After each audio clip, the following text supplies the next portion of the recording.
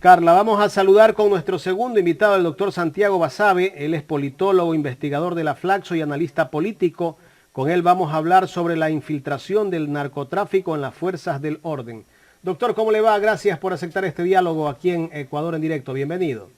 Hola, buenos días a todas las personas que nos escuchan y nos pueden mirar. Este diálogo lo empieza mi compañera Carla Aro. Doctor, ¿cómo está? Bueno, el Ecuador ha sufrido un sinnúmero de situaciones en el transcurso de estos meses, desde que prácticamente asumió la presidencia Guillermo Lasso, el tema pues, de seguridad, el tema de los Pandora Papers, y ahora justamente con el tema de la inseguridad y de los carteles del narcotráfico que se han pues tomado nuestro país, aparece el boom, pues, ¿no? De la infiltración de fuerzas del orden, obviamente de personal de altos mandos en el tema del narcotráfico. Y ahí es cuando nosotros nos preguntamos, ¿realmente está pasando esto? ¿Afecta o no afecta al país? ¿Y qué medidas se deberían de tomar? Porque sin duda alguna, aparte de desprestigiar a la institución, que de una u otra forma ya ha venido desprestigiándose, también pone un poco más en la cuerda floja al gobierno con el trabajo que tiene que hacer. Bueno, hay varias cosas ahí muy interesantes.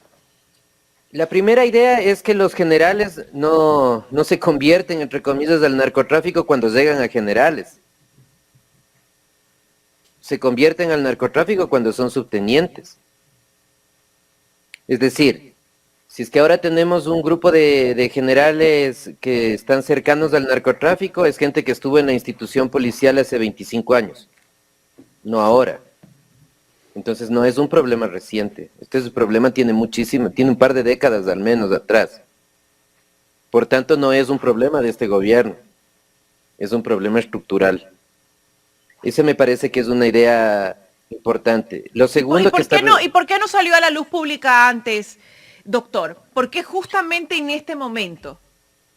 Hay una declaración de Francisco Huerta Montalvo hace una década más o menos donde él habla de la narcodemocracia refiriéndose al Ecuador.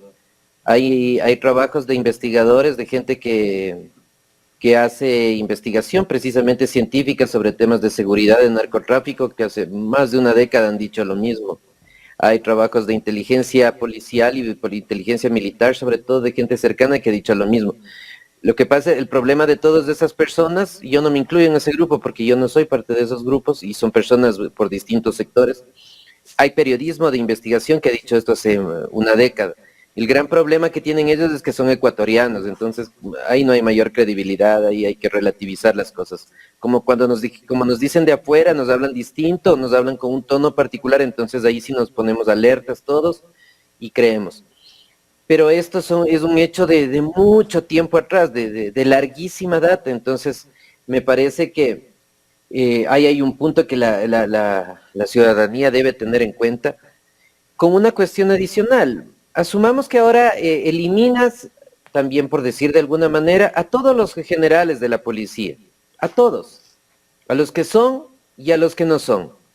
El problema se elimina de ninguna manera, porque estas lealtades respecto al narcotráfico terminan en los generales o en el alto mando institucional de policía o de Fuerzas Armadas, porque dicho sea de paso, la declaración del embajador es a generales, y los generales no son solo de policía, también son de Fuerzas Armadas. Respecto a Fuerzas Armadas no se ha dicho una palabra, no se ha dicho una letra, nadie comenta, nadie dice nada, y han habido varios hechos al respecto en Fuerzas Armadas que han dado cuenta de vínculos con el narcotráfico, ¿no? Entonces, si se saca a todos los generales, se quedan los coroneles, se quedan los tenientes coroneles, se quedan los mayores, los oficiales en general, se queda el personal de tropa, de policía y de Fuerzas Armadas que está involucrado con el tema. Entonces, no creo que sea una cuestión solamente de generales, es un problema estructural que tiene el país hace mucho tiempo y lo que se esperaría, ojalá el gobierno tenga una decisión política en ese sentido, es generar una depuración estructural de policía y de Fuerzas Armadas, porque doctor, el tema es de me quedé fondo. me quedé más asustada porque entonces hay una mafia también dentro de la institución. Y de pronto esa es la razón por la que no se ha controlado desde el principio toda esta inseguridad, por ejemplo, de las cárceles, porque justamente conversábamos en días pasados de que cómo ingresa la droga, cómo ingresa el estrago, cómo ingresan las armas. Entonces hablamos también que ha habido toda una red también dentro de las filas de la policía. Pero por supuesto, es que lo otro es creer que el narcotráfico, insisto, seduce a la gente cuando llega a ser general. Son procesos largos donde se generan fidelidades y confianza. La mafia, muchas estructuras sociales, las mafias en general, también los grupos delictivos organizados, se estructuran y fundamentan alrededor de la violencia, por un lado, evidentemente hacia afuera, pero hacia adentro fundamentalmente por las lealtades, por ser parte de, y por saber que si yo traiciono al grupo al que pertenezco, el resultado es la muerte. Los grandes cárteles funcionan podemos así. hacer un análisis, doctor, de que estos grupos tienen células en diferentes instituciones claves. Pero por supuesto, eso sabe todo el país, sabe hace mucho tiempo, sino que viramos la carita mejor a otro lado, hasta que pasen las semanas y hablar de otro tema. El narcotráfico tiene gente en las Fuerzas Armadas, tiene gente en la Policía Nacional, por supuesto, tiene gente en la Fiscalía, que son los fiscales que dejan, que evitan presentar acusación en los casos de narcotráfico, y tienen jueces también, y tienen un grupo importante de abogados que trabajan única y exclusivamente para ellos. Entonces es un grupo grande que está manejado indirectamente desde afuera, pero que es parte también por actores políticos. Claro que sí, porque ninguno de ellos podría actuar bajo la impunidad que están actuando ahora si es que no tendrían brazos ejecutores desde la política. Porque hay que tener presente un tema adicional para la audiencia. La Policía Nacional no es militar, es civil. ¿Depende de quién? Depende del ministro de gobierno o la ministra de gobierno de la época. Entonces, si el ministro o la ministra de gobierno da una orientación a la Policía Nacional, los policías medianamente se conducen por esa línea. Entonces, no es una cuestión solamente de observar a los narcogenerales, como les dicen ahora, sino todo lo que está alrededor. El punto de esto es, ¿existirá interés realmente por generar un cambio? Ojalá sea así, porque si es que existe el interés con la salida de los generales, eventualmente, si es que son responsables, no sabemos, porque no sabemos a quiénes se referían tampoco. Ojalá eso se pueda dar, porque yo creo que en este tema, y perdón que sea así de frontal, hay mucho de hipocresía nacional, ¿no? De darnos los golpes de pecho. Han existido narcogenerales. Eso existe hace muchísimo tiempo acá.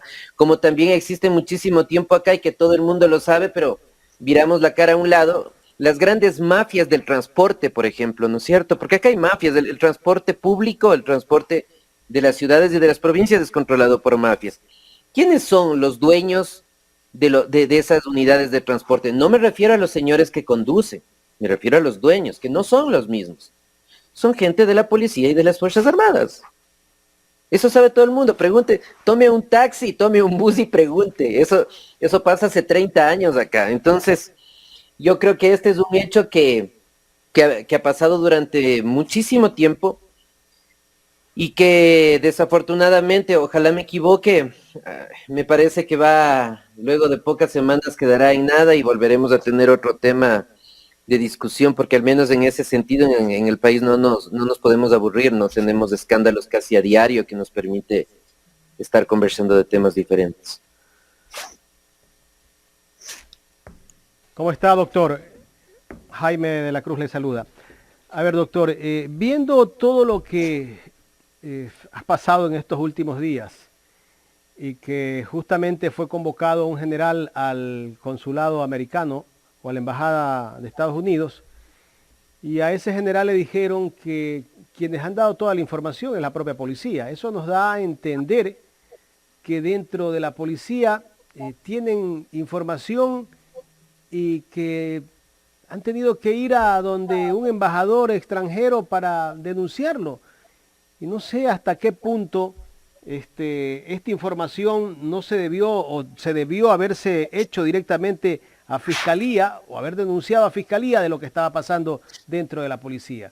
Esto llama la atención de lo que salió en los medios de comunicación. Yo soy escéptico de que eso sea cierto. Yo no creo que la embajada norteamericana funcione a partir de información que le provee la Policía Nacional. Ellos tienen sus propios estrategias, sistemas y canales de acceder a información. Dudo mucho, en realidad, porque sería minimizar la capacidad operativa que tienen los servicios de inteligencia y de acceso a la información en general de la Embajada de los Estados Unidos. El punto es que lo que hace la embajada es retirar visas en ejercicio pleno de la facultad del Estado, ¿no? De los Estados Unidos, como de cualquier país, de otorgar o retirar visas.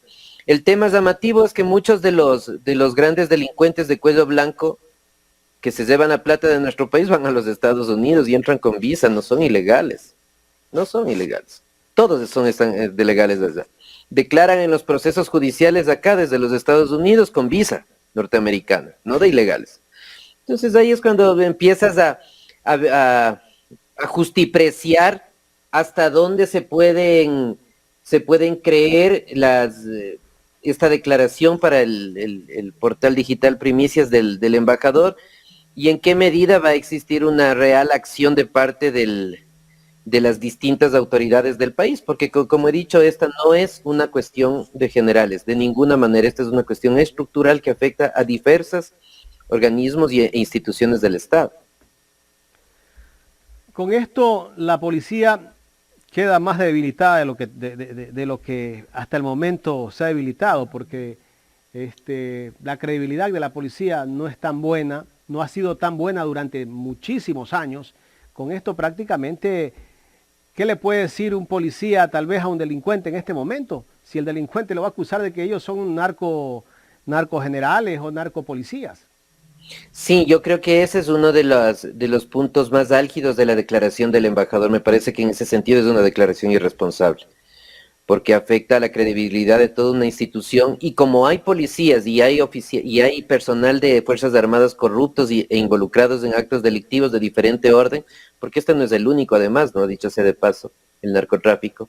Hay oficiales y hay personal en general de tropa en Fuerzas Armadas y en policía honorables. Hay gente de bien en el sentido ético, me refiero, no en el sentido de la ética pública, y es gente que desafortunadamente ahora mismo está en la boca de todo el mundo porque se ha hecho una generalización que no le hace bien a la policía, a las Fuerzas Armadas, y que en ese sentido me parece que ha sido un desatino del embajador su declaración. Por supuesto, y lo que también nos llama la atención es la declaración que han hecho patrimonial los miembros de la policía, los generales. Hay un general que pasa de $1 millón en patrimonio. Yo me pongo a ver, ¿será que ese general no ha consumido nada desde que entró a la policía? Porque sostener un patrimonio de $1 millón, creo que es lo que se pudo haber ganado durante toda su vida. Pero sin embargo lo tiene. Eso es lo que llama la atención y eso es lo que han declarado. ¿Qué será de los otros bienes que están a nombre de terceros y cuartos? Mi estimado Jaime, y a la audiencia para que hagan un ejercicio luego del programa, evidentemente, porque lleva unos minutos. Un general, más o menos, números más, números menos, gana $5,000 mensuales. Pero ese sueldo de general no lo tiene durante los 25 o 30 años de vida profesional, pues. Lo tiene apenas en los 2 últimos nada más. Y luego va bajando más o menos $500 hasta llegar al grado de subteniente, que tienen 4 y 5 años aproximadamente de permanencia. Que empiezan. Que empiezan, y de ahí va subiendo 500 hasta llegar. Si sumas toda tu carrera profesional hasta llegar a general, sin gastar nada, por supuesto, ¿no? Sin gastar absolutamente nada, no puedes llegar a 500, $600,000. Es imposible llegar. Te escuchaba a ti precisamente, Jaime, hace unos días que decías tal vez tendrán otras actividades. No pueden. El policía y el miembro de Fuerzas Armadas tiene prohibido cualquier actividad de otro tipo. Es decir, por ahí tampoco es. La opción eventualmente sea que hayan heredado, ¿no? Que tengan ingresos por herencias. Esa podría ser una opción. Todos los generales, pero han heredado, parecería ser. Entonces, a simple vista son cuestiones que en la mayoría de los casos, seguramente no en todos, no coinciden, ¿no? O sea, no hay forma, es cuestión de sumar y restar y nos damos cuenta de lo que sucede. Y eso que estamos observando generales. Hay mucha gente que no llega al grado de general, que se retira antes y que seguramente tiene muchísimo más que los generales. ¿Y por qué no pasa nada? Porque no se investiga. Porque esto no es una cuestión tan difícil de rastrear dónde están los recursos y dónde están las propiedades. No pienso solo en la policía o las Fuerzas Armadas, sino en términos generales. Evidentemente, si buscan los bienes a nombre del corrupto o de la corrupta, no los van a encontrar, pues, porque son delincuentes, no son torpes. Pero si se busca en los alrededores, es muy fácil hallar los vínculos o dónde está invertido los recursos. Y por eso decía nuevamente, como cuando empecé, ojalá exista alguna decisión política real de generar un cambio, porque si no, esto será un nuevo saludo a la bandera, un tema interesante para discutir a fin de año, y ya en enero seguramente nos vamos a olvidar. ¿Qué debería hacer el gobierno desde tu punto de vista, Santiago? Yo creo que debería asumir una posición crítica de reestructurar y observar efectivamente lo que pasa dentro de la policía y dentro de las Fuerzas Armadas. Y eso implica una evaluación estructural. Desde luego, eso tiene un costo político porque pueden salir ¿Salpicado algunos? Muchas cosas, muchísima gente, porque Pero eso todo digo. esto viene a raíz de que lo separan al general Víctor Arauz de la policía, después de como que no les cayó bien que haya regresado, y ahí sale salpicándose algunos generales. Las denuncias y todo lo que estamos discutiendo efectivamente parte con el tema del general Arauz. Y uno podría decir, en política o en estos temas no hay coincidencias, ¿no? Tú podrías decir también es una coincidencia, pero no es creíble que sea una coincidencia. Algo más debe haber al interior de la policía, alguna pugna importante debe existir al interior de la policía. No creo que sea solo una cuestión personal del general Arauz respecto a la general Varela, que también hay eso, evidentemente, claro que está ahí. Pero yo creo que hay muchas cosas más de fondo, más allá de nombres de personas que están ahí en juego y que han generado lo que han generado ahora, porque en una institución como la policía, con el manejo que tiene y las Fuerzas Armadas también, más la policía, dentro de las organizaciones hay grupos, hay sectores enfrentados, no necesariamente digo por cuestiones delictivas, pero hay fricciones y seguramente hay muchas cosas que no sabemos que están pasando dentro de la policía y que dan cuenta de todo lo que ahora mismo conversa el país. Ahora hay otra cosa, ¿no?, que la gente reclama y a veces nos escriben acá. La droga que se incauta, la gente pide que se muestren las imágenes cuando destruyen esa droga. Que todo eso en este momento comienza como a dar la vuelta, ¿no? La gente dice, se incautaron 800 toneladas de droga, pero ¿dónde está la droga, pues? ¿Y sabe por qué dice esa gente, Jaime? Porque esa gente está en la calle, tiene amigos, conoce gente y habla. Si la gente no es idiota. Eso que tú estás planteando es un problema eterno con el narcotráfico, porque efectivamente lo que la gente tiene suspicacias es real.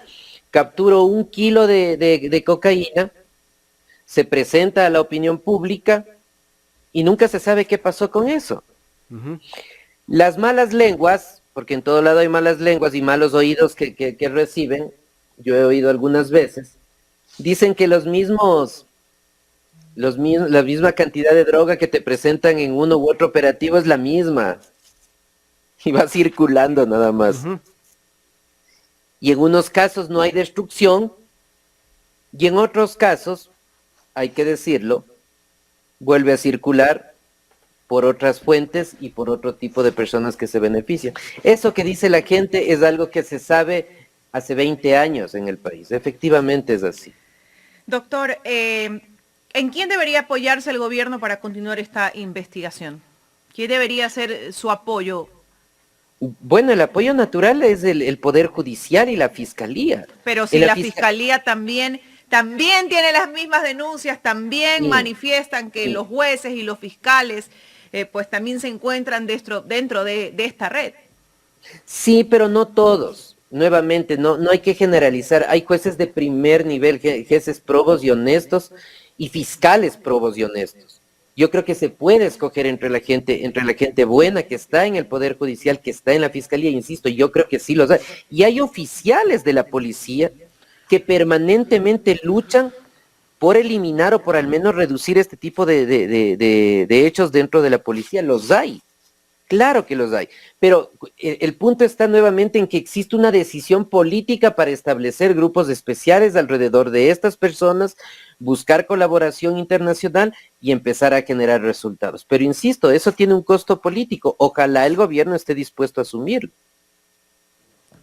Sin duda el gobierno tendrá que asumir ese costo político para recuperar la credibilidad de algunas instituciones, porque en términos generales la función judicial, el tema de la policía y otras instituciones están muy desacreditadas. Pero antes de terminar con la entrevista, doctor, quiero hacerle una pregunta de otro tipo de tema. ¿Cómo ve usted el panorama en nuestros países vecinos ahora pues con la victoria de Boric en Chile? Mira, yo creo que siempre se tiende a decir ganó la izquierda, perdió la derecha, o viceversa, ganó la derecha, perdió la izquierda, que en alguna medida es una discusión ideológica que puede tener sentido, no digo que no lo tenga. Pero yo creo que básicamente lo que la gente demanda en América Latina, independientemente de los colores partidistas o de las posiciones, es mayor acceso a recursos básicos, a bienes y servicios básicos. O sea, demanda educación laica, de calidad y gratuita. Eso demanda salud. Pero no podemos de pronto decir que ese péndulo que va obviamente hacia la izquierda puede de pronto ir tomando un poco de fuerza en el resto de los países. Sí, pero eso se decía hace 10 años también. Y recordarás que luego todos decían, y ahora se giró a la derecha. Pasó en Perú, por ejemplo, pasó en el Ecuador, pasó en Argentina con la llegada del presidente Macri, en el sentido contrario en México. Entonces, yo creo que son ciclos medianamente naturales de la vida política y democrática de los países, pero en el fondo, como decía hace un momento, me parece que la gente lo que requiere es que le des más salud y más educación, y en función de eso el acceso al trabajo, que suena muy fácil, ¿no? Pero no, en la práctica no es tan sencillo, pero yo creo que muchos de nuestros políticos no terminan de comprender eso, que la gente demanda eso, y la gente lo que necesita para salir de la pobreza y para salir de esas trabas culturales que tenemos a veces en la cabeza y que no tienen que ver con recursos económicos, requiere educación, y la educación tiene que ser pública desde el Estado, tiene que ser gratuita y tiene que ser laica, tenemos que dejar la religión para las casas, no para la universidad, no para la escuela, ni para el colegio. Mientras los gobiernos sigan omitiendo esos temas básicos para la población, estos péndulos van a ir cambiando porque la gente que le vende humo a la población, nos vende humo a los votantes, están hacia las derechas, pero también hacia las izquierdas. Podríamos decir entonces que lo que tienen que hacer en este caso, pues los primeros mandatarios es tratar de unirse en beneficio común, ¿no? Que es lo que demandan todos los pueblos. Por ejemplo, el tema de seguridad no es solamente un tema de Ecuador, ¿no? Es un tema de todos los países vecinos, Perú, Colombia, todos los países en general. Entonces, podríamos usar eso como para unirnos y trabajar en un solo fin, en un solo objetivo. Y que tiene que ver con las cuestiones que he mencionado, porque tú tienes delincuencia y tienes inseguridad porque la gente tiene pobreza y porque no tiene trabajo. Si es que la gente tiene trabajo y ha salido de los niveles mínimos de pobreza, el tema de la inseguridad tiende a descender, se dirige, se reorienta. Pero si es que los gobiernos no son en ese sentido redistributivos, de derechas o de izquierdas, no me importa tanto eso, los resultados son los que ahora mismo tenemos, ¿no? En el Ecuador, pensando en el caso del país, que es una cuestión imposible de creer. En la ciudad de Quito, al menos, no estoy seguro en Guayaquil, pero estoy casi seguro. Y en el país en general no existe una biblioteca pública de calidad. No existe. Entonces, si tienes un país donde no hay una biblioteca pública donde pueda ir el joven a leer, a consultar y a enriquecerse interiormente, no puedes esperar mucho más. Vas a tener corrupción, vas a tener inseguridad y vas a tener todo lo que desafortunadamente tiene no solo el Ecuador, sino América Latina, porque la región en general es de las más deprimidas en términos de indicadores sociales alrededor del mundo, mucho más incluso que varios países del África, mucho más. Doctor, como que a muchos políticos no les interesa que el pueblo se eduque también. Eh, Ese es otro, Por supuesto, otro por problema. supuesto, claro, claro, porque si la gente se educa un poco más, ya no se compra tan fácil los cuentos que nos venden en las campañas. Desde luego que sí, pues a esos no les interesa, no, de ninguna manera. Ah, no a Ahora, todos, nuevamente, no a todos. Pero ahora, sí hay gente que por supuesto no le importa, no le interesa. ahora, doctor, esta pandemia también profundizó los problemas que había en la región. Los gobiernos que estaban de turno, pues como que no les está yendo bien. En el caso de Chile, en Perú, Colombia también tiene un gobierno de derecha en este momento y que parece ser que por allí Petro como que también es uno de los opcionados para ganar la elección en Colombia. Como que la gente está pidiendo un cambio de esos gobiernos que ya tienen cierto tiempo administrando ciertos países. En Brasil, Lula posiblemente podría ser uno de los más opcionados también. Sí, yo creo que hay un proceso, cada país es particular, ¿no? El caso colombiano es muy llamativo, Petro tiene opciones reales. Yo creo que perdón, que Colombia, quizás junto a Chile, son de los países donde la política todavía sigue siendo de grupos particulares, de familias, de élites económicas y élites sociales. En el Ecuador ya no es así la política, afortunadamente. En eso hemos avanzado mucho en los últimos años. Acá cualquier persona de clase media puede ser asambleísta. No juzguemos el tema de las capacidades u otro tipo de detalles que podríamos discutir. En Colombia eso es impensable. En Chile eso es impensable. Entonces, yo creo que en países, volviendo al caso de Colombia, se empieza a generar ya un hartazgo con este predominio de unos grupos pequeñitos de poder que han generado un país que en términos económicos no está mal, porque los rendimientos económicos colombianos no son malos en relación al resto de América Latina, pero que al mismo tiempo tiene unos niveles de desigualdad social enormes, no más grandes incluso que los de Ecuador, y eso yo creo que ya es un referente para dar cuenta lo desigual que es Colombia. Doctor, finalmente, ¿cómo analizar estos primeros meses de gobierno del presidente Guillermo Lasso? Bueno, yo creo que están marcados por un manejo exitoso de la pandemia, indudablemente lo hicieron muy bien. Creo que no supieron capitalizar todo lo que pudieron hacer con los resultados, pudieron tener exponer públicamente de mejor forma todo lo que hicieron. Hay un problema serio de comunicación en el gobierno, yo creo que no tienen todavía una estrategia de comunicación definida. Eso de que el presidente comunique en función del periodista de turno con el que tiene entrevistas, que no son todos además, lo cual ya marca una discriminación hacia unos, me parece que no es lo más prudente. Tienen un problema de toma de decisiones también. Yo creo que el gobierno no tiene un grupo pequeño que absorba los problemas sociales y los resuelva inmediatamente. El gobierno reacciona muy tarde en general. Más allá de que reaccione bien o mal, lo hace muy tarde. El tema de las cárceles es un ejemplo claro. El tema del desabastecimiento de insumos médicos en los hospitales es un tema muy claro. Demoran 2, 3, 4 semanas a veces en responder. Y ese es un tema que se lo debe valorar. Y finalmente, de cara al próximo año, hay quizás el proyecto más importante que va a ser la reforma laboral o el intento de reforma laboral, que van a tener que bregar mucho con las bancadas legislativas porque no va a ser fácil los acuerdos, y me parece que nuevamente, al igual que en el caso de la ley tributaria aprobada hace pocas semanas, tendrán que sentarse a conversar y eventualmente llegar a algún acuerdo con UNES, ¿no? Con la Revolución Ciudadana. Es muy difícil pensar para el gobierno gobernar apartando de la toma de decisiones a la primera bancada legislativa, como es la de la Revolución Ciudadana, ¿no? Le puede gustar a la gente más o menos, esa es otra cosa, pero ahí están los números. Entonces, yo creo que el gobierno va a tener que bajar sus expectativas respecto a las reformas que intenta plantear, por un lado, y por otro lado, creo que va a tener que tener un mayor nivel de acercamiento, no sé en qué temas, con UNES y con la bancada de la Revolución Ciudadana, por la influencia que tienen dentro de la Asamblea. Doctor, el problema del gobierno parece ser que le hace mucho caso a ciertos periodistas ruidosos que son los que tal vez no lo dejan gobernar. Sí, ese es un problema, ¿no? De todos los gobiernos, o sea, todos los gobiernos tienen presiones de un lado y de otro, presiones a favor, presiones en contra.